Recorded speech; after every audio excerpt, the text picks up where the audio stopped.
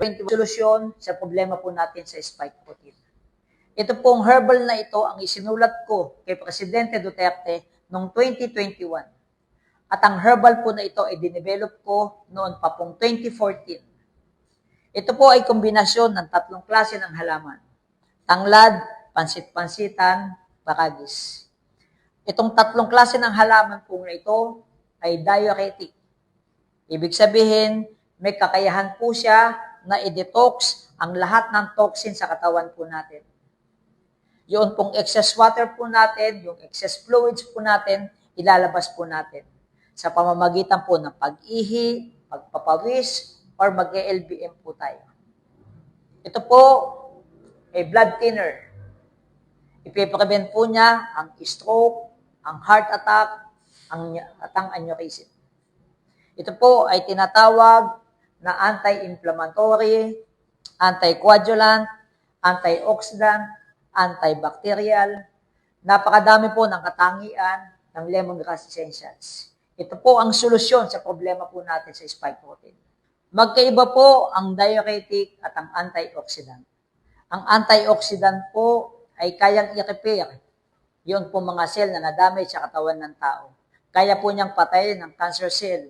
Kaya po niyang ma-neutralize ang mga toxin sa katawan ng tao. Kaya lang, hindi po lahat na-neutralize po niya.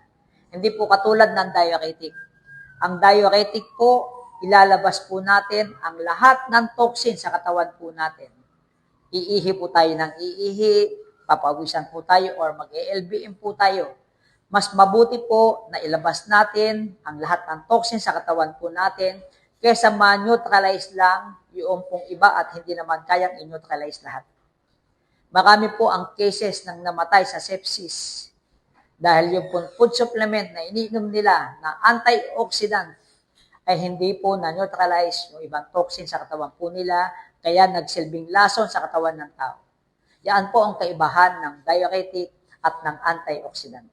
Ito naman po ang health benefit ng lemongrass essentials. Ito po ay testimonial ng mga taong uminom at mga gumaling.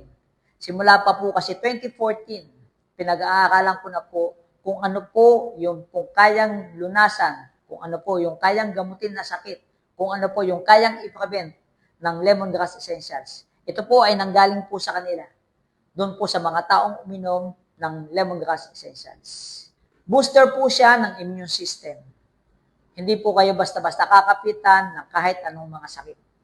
Kaya po niyang patayin ang cancer cell na pwede pong lumabas dahil po sa vaccine ng COVID.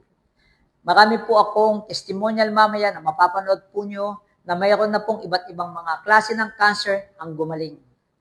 Kaya po niyang i-regulate yung blood pressure at yung blood sugar. Kaya po niyang i-improve yung blood circulation po natin. Dahil nga po nalinis na yung toxin sa katawan natin, naalis na po yung residue sa katawan po natin, kaya po yung dugo natin makapag-circulate po ng maayos. Kaya po niyang i-eliminate yung po mga kidney stone at yung gallstone.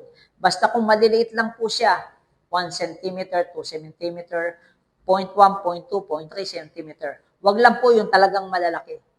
Yun talaga po ay nangangailangan na ng operasyon. Pero kung maliliit lang, kaya po niyang tanggalin.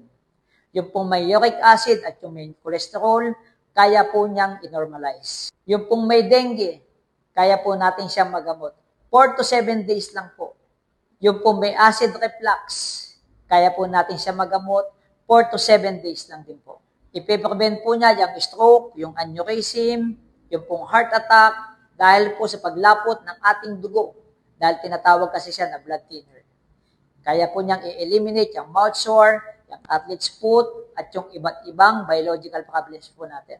Kaya po niyang lunasan yung hemorrhoids o yung almoranas. Kaya po niyang i-reduce yung cellulitis veins at yung varicose veins.